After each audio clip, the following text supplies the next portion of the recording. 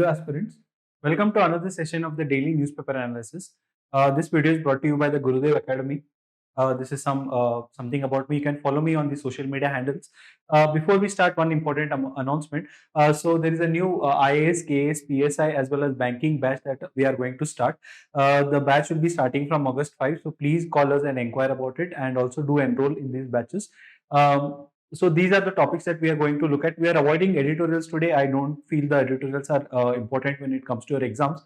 So we are just going to look at the other matters, other news in detail today.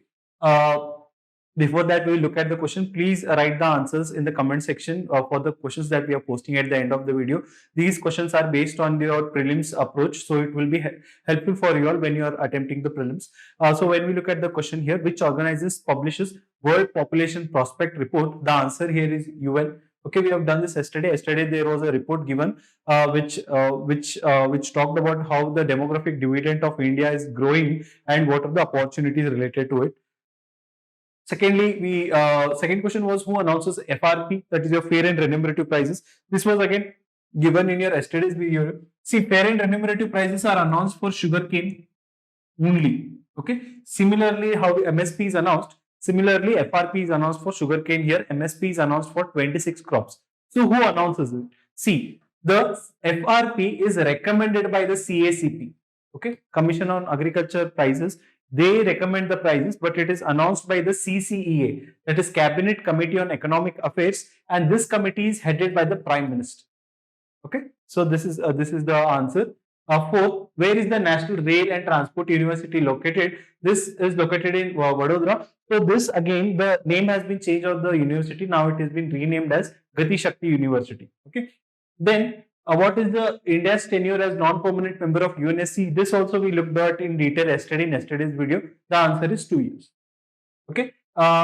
Then we look at this first editorial here. The editorial talks about New Delhi maintains studied silence on Taiwan crisis. Okay. So since the Taiwan crisis is going on, what will be the India's stand here? That is very important. We look into the history of the Taiwan-India relation. Also, what is the stand of India's one China policy overall? So when we look at this, firstly we look at what is one China policy. See, one China policy here is the recognition of PRC, that is People's Republic of China, as one country, and which also includes Taiwan and Hong Kong here. See, yesterday we saw that after the civil war that happened in China, there are two Chinas were established, that is PRC as well as ROC. Okay, PRC is your mainland China and ROC was your Taiwan.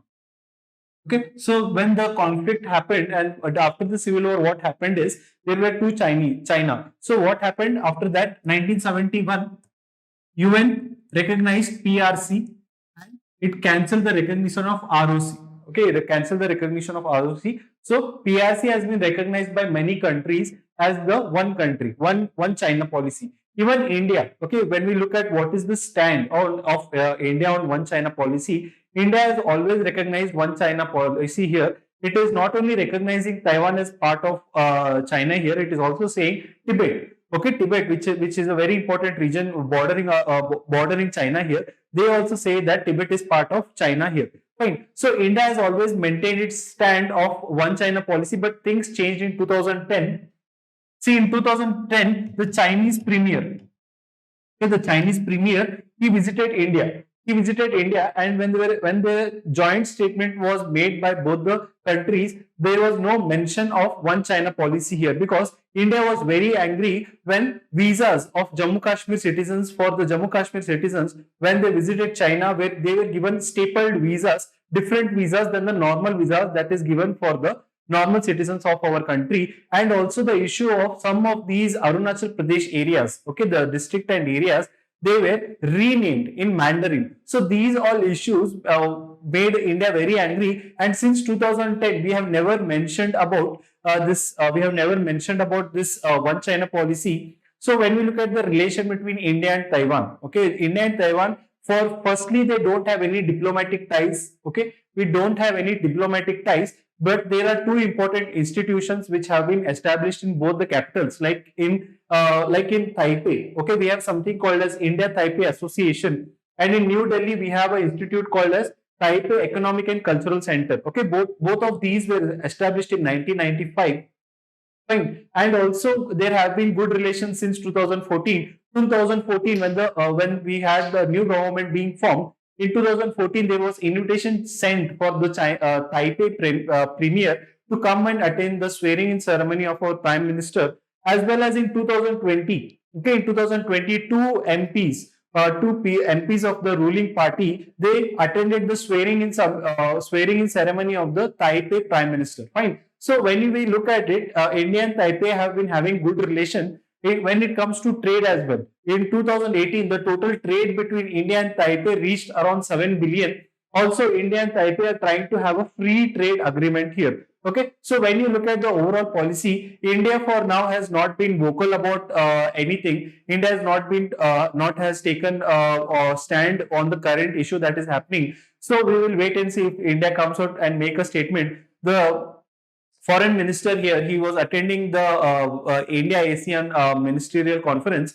So during that issue as well, he has not answered the question when it came about the Chinese aggression to Taipei. So we'll wait ahead if any such development takes place and India makes any statement here. You have to understand here the issue that is being there, that is what is one China policy, as well as what has been India's stand on one China policy, and what are the relation between India and Taiwan here. Okay. Moving ahead, see we have discussed this issue in our previous video. Here we had discussed about the anti-defection law. There is another issue that has come up to the Supreme Court relating to the Maharashtra issue, the political issue that has been happening. See, the Maharashtra issue started when a ruling party, it was divided, okay, between rebels, okay, and the party members. These rebels went on and have formed the government now with another party here. Okay, so that is the issue. What is the issue now is that these rebels are claiming that this party from which they have come, the party and the symbol belongs to them. Fine. So this is the issue that has been going on right now. So what we have to look at it now is that what is the role of Election Commission here? So when you look at this statement only, it says that the bench headed by the CGI, that is Ramana, asked ECI to hold action on Shinde's claim over party and symbol. Why? Because under the Election Symbol Reservation and Allotment Act of 1968, only the Election Commission has the power to decide to whom does the party and the symbol belongs when a rebel happens here. Okay, so even in this case, when rebel leaders are claiming that the original party belongs to them, the original symbols belong to them, it is only can be decided by the Election Commission here. How? And also this dispute was originally decided by the Supreme Court in the Sadiq Ali versus ECI in 1971. Here the Supreme Court had said that only the Election Commission has the power to decide over the recognition of the political party, recognition of the symbol here. Fine. So we will look ahead what the verdict will be when it comes to EC, what the Election Commission action will be taken place. We have already discussed what is the 10th schedule clause that should be applied here. See, when you look at this one here, when you look at the editorial, there is one thing mentioned, that is a split from the original political party without a subsequent merger with another party or formation of a new faction was no longer a defense from disqualification under the 10th schedule of the Constitution. See, what is happening here is that these rebel MLAs, they have not merged with another party. Okay, they are independent now. So previously under 10th schedule, that is anti-defection law, this was okay, but now the court has been after the few of the judgment, the court has said that this is not okay. So since this issue has come up, these rebel leaders are saying that the party is still theirs and the symbol is still theirs. If the party and the symbols remain with these rebel leaders, then what will happen is they will escape the disqualification under the 10th schedule. But if the Election Commission here says that no, the party and the symbol belongs to the original leaders who had formed the government previously, then these rebel leaders are subject to disqualification and the speaker will take action against them. So so we will wait and watch what developments will take place again. So please keep following this news, very important again. Next is your this is related to the CGI. Okay, there is going to be a new Chief Justice that is going to be appointed. So the CJI has proposed a name that is of Justice U U Lalit as his successor.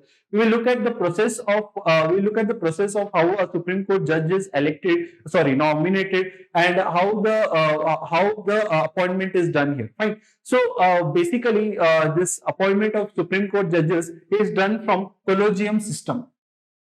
Okay, it is done from collegium system. The collegium system here consists of 1 plus 4 senior most judges. Okay, it consists of 1 plus 4 senior most judges. What is 1 here? The 1 here signifies the CGI. Okay, the CGI is also involved in this collegium system. The collegium system is used for appointment as well as transfer of judges. Okay, transfer of judges that happens between high courts as well as from high court to Supreme Court.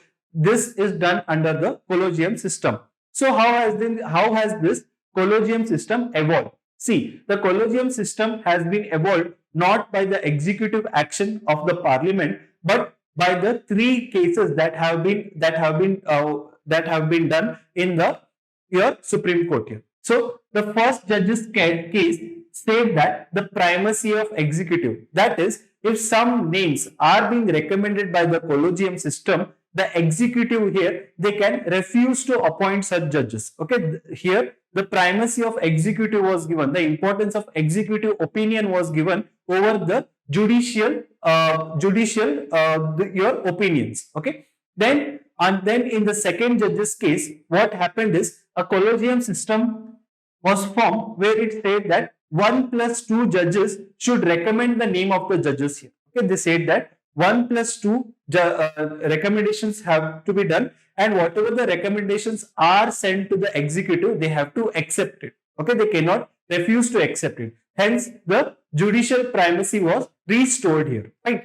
And in the third judge's case, the collegium system was expanded, and it is the what we have now, that is 1 plus 4 judges. Okay. When we look at the appointment procedure, there are 3 types of appointment procedure that happen. That is your CGI, Supreme Court judges, as well as the CGI of High Court. So whenever a CGI is being appointed, it is the previous CGI who recommends a name. Okay, it is always a senior most judges among these Supreme Court judges who is appointed as this Chief Justice of India here. Then this Supreme Court judges, how they are appointed is, the Supreme Court judges is appointed by the collegium system. Okay, and also these Supreme Court judges, before they are being appointed, the consultation of the High Court from where they are being appointed is also mandatory. Okay, so that is followed, and once this judicial process is completed, the names are sent to the their names are sent to the law minister. The law minister sends the recommendation name to Prime Minister, and the Prime Minister forwards it to the President. Ultimately, the President appoints the your Supreme Court judges as well as Supreme Court judges in the Supreme Court judges here.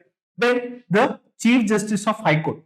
Okay, the Chief Justice of High Court is again appointed by the collegium system, where the Chief Justice of India is in consultation with the 2 other senior most judges here. That is the Chief Justice of High Court.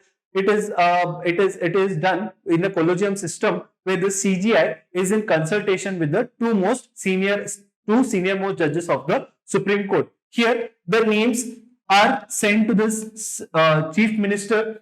The Chief Minister ultimately sends it to the Governor, and this is how the Chief Justice of Supreme Court is appointed here. Fine, this is the overall process of the appointment of your CGI, Supreme Court judges, and CGI of High Court. The CGI is always appointed by who? By the President here. The oath is given by the President here.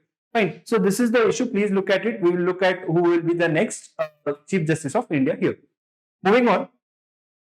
So a new initiative has been launched by ICMR. The initiative name is called as ICMR FoodNet. Okay. So what is it? It is the pathogen survey network. Okay, it is a pathogen survey network, and it is based in 4 northeast states. What it is doing here is, it is monitoring foodborne disease outbreak. Okay, if there is any diseases or outbreak because of food, okay, that is being monitored here. Also, it conducts intensified systematic lab-based surveillance in 4 northeast states. Okay, so they conduct what? They are conducting surveillance. Surveillance related to what? Lab-based surveillance related to if there is any food-related diseases outbreak. Okay, so this is the news. Not much information is given here. We will look ahead if some other information is given related to this topic.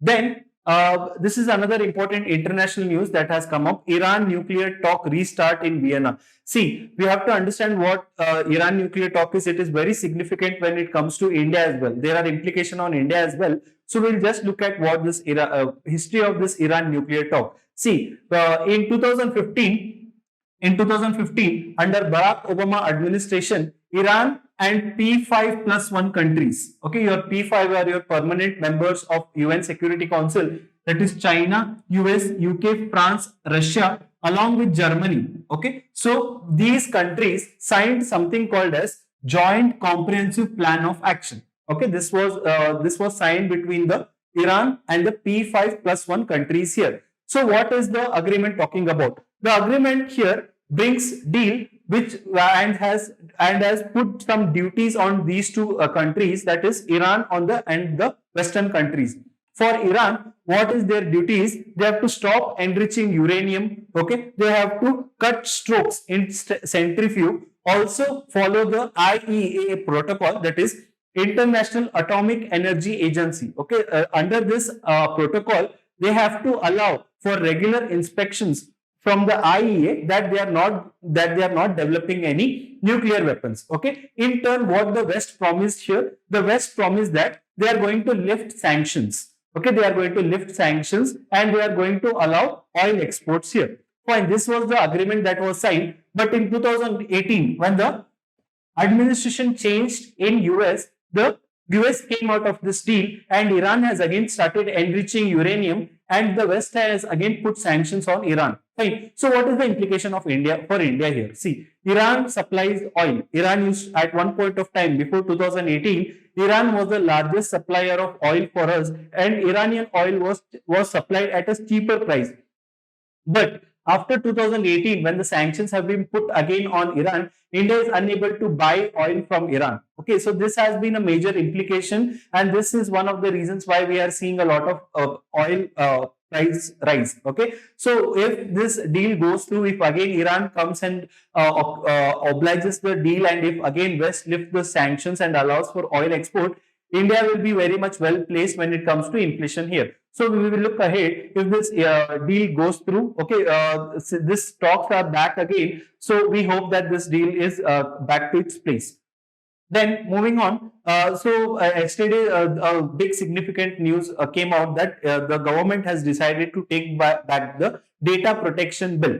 Okay, so we will look at in detail, but before that there are few basics that you have to understand. Firstly, you have to understand what a data is. See, a data is the large collection of information that is stored in a computer or a network. Okay, so our data will include so much of your important information like your personal data, non-personal data. Okay, so that is the total data that has been that has been talked about here. What is the significance of data? See, you have to understand one thing here, that data is the new oil. Okay, so whoever owns the data here, the economy will be there is a lot of economic opportunities. How? Okay, so if someone knows, if someone has your data, they already know your preferences. Like they already know what is your what kind of things you like to buy.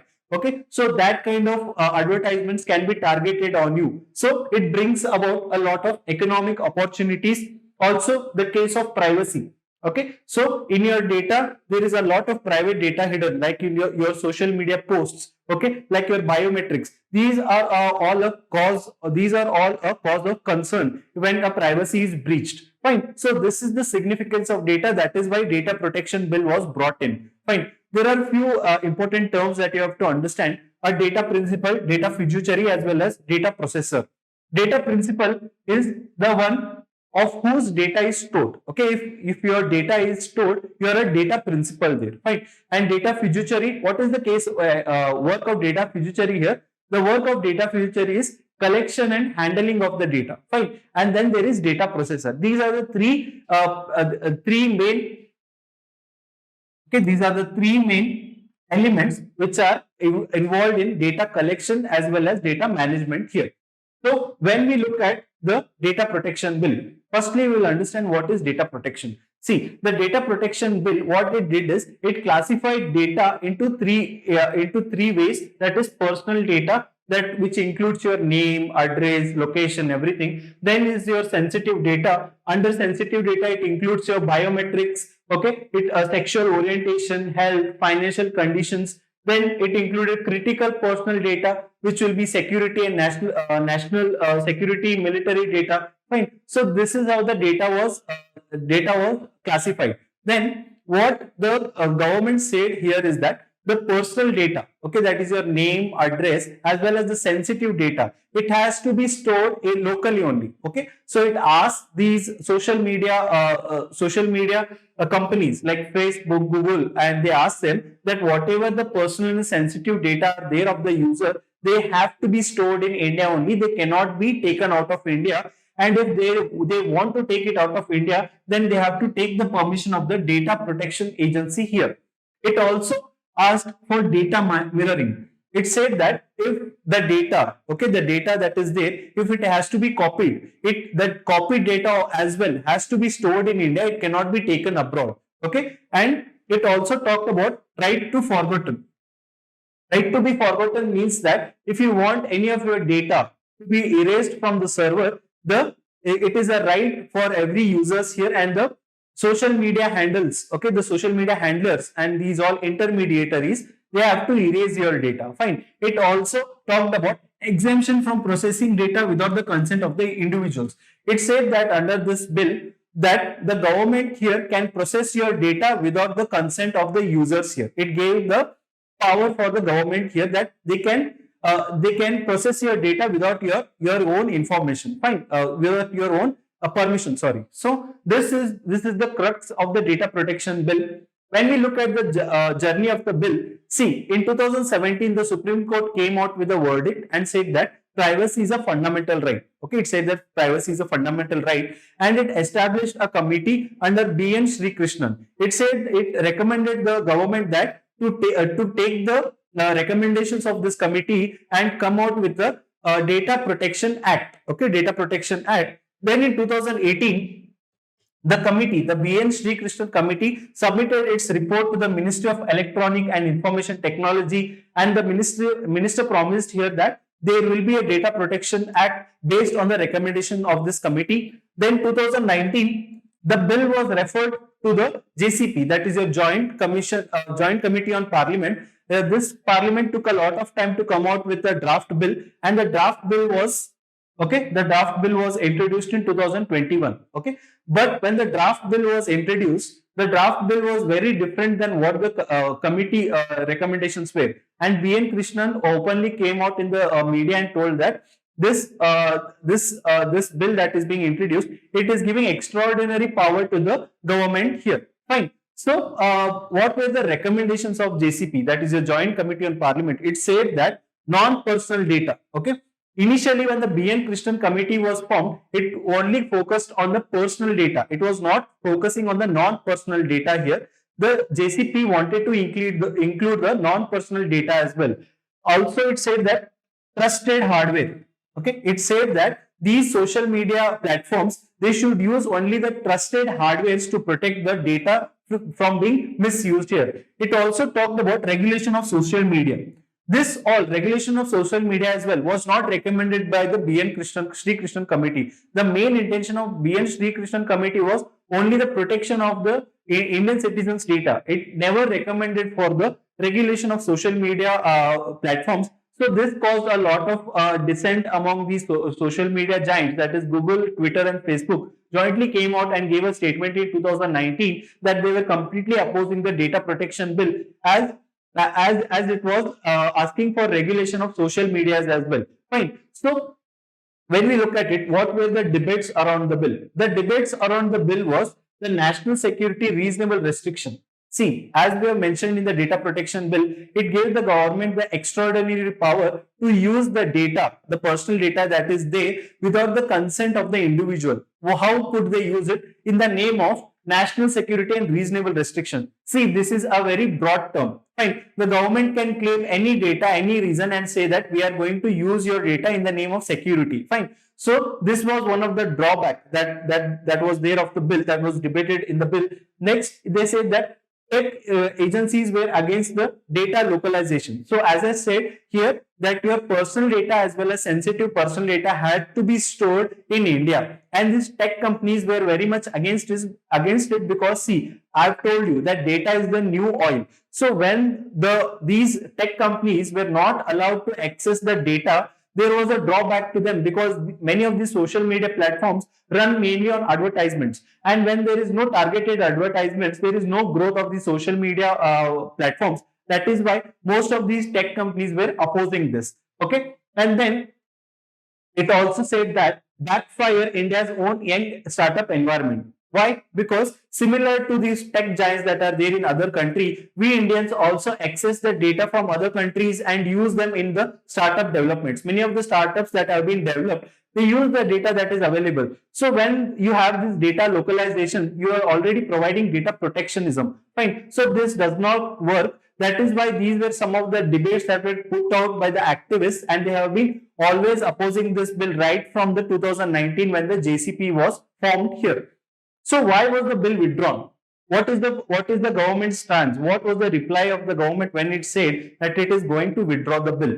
The government said that the comprehensive legal framework. Okay, the government said that we are going to come out with a comprehensive legal framework. Here, the data protection bill, it just included clauses of what should be done, but there was no legal backing for these clauses. So the government had said that we are going to include a legal framework, legal protection for the data protection that is going to be happening. Then it said that some provisions are stricter to the startups. As I said here, that if the startups also start not getting the data from outside, it is going to be a problem for their growth. That is why the government has said that some of the provisions which are harming the growth of these startups, they will be withdrawn here. Fine. So we look at it, maybe the government has come out and said that maybe the data protection bill will be introduced in the next session. So we will look ahead. If there is some changes being made, we will look ahead and we will update and we will look at it again. So that's it.